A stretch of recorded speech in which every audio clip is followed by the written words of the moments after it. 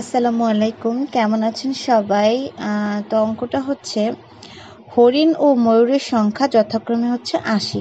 তাদের পায়ের সংখ্যা হচ্ছে ২০০টি। এখন ময়ূর কতটি?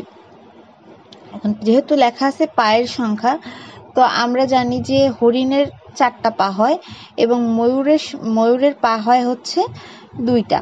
হ্যাঁ, তো তো আমরা লিখলাম যে হরিণ ধরলাম এক্স, যেহেতু ৮০ দুইটা মিলে, আর তাহলে ময়ূর হচ্ছে ৮০ বিয়োগ এক্স এবং পায়ের সংখ্যা বলা আছে ২০০টি। হ্যাঁ, যেহেতু হরিণের ৪টা পা এবং ময়ূরের হচ্ছে ২টা পা, সেহেতু আমরা মানে এবং এখানে পায়ের সংখ্যা বলা আছে সর্বমোট হচ্ছে ২০০টি।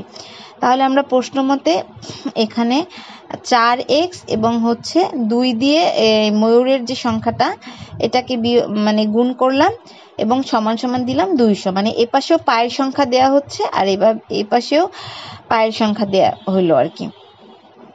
তো তারপরে আমরা যখন করলাম যোগ বিয়োগ গুণভাগ করার পরে x সমান সমান বের হলো হচ্ছে 20। তো এক্সটা হচ্ছে হরিণের সংখ্যা, তো ময়ূরের সংখ্যা তাহলে হচ্ছে 60টি। তো এক্স হইলেই মানে এখানে আমি একটা জিনিস একটু বলে রাখি যে যখন আমরা এক্সের কোনো অঙ্ক করি তখন দেখা গেছে সব অঙ্কগুলো আসলে ইংলিশে চলে আসে।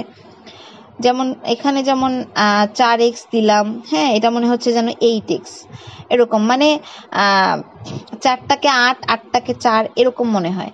হ্যাঁ, তো আমি কিন্তু পুরো অঙ্কটা বাংলাতে করছি।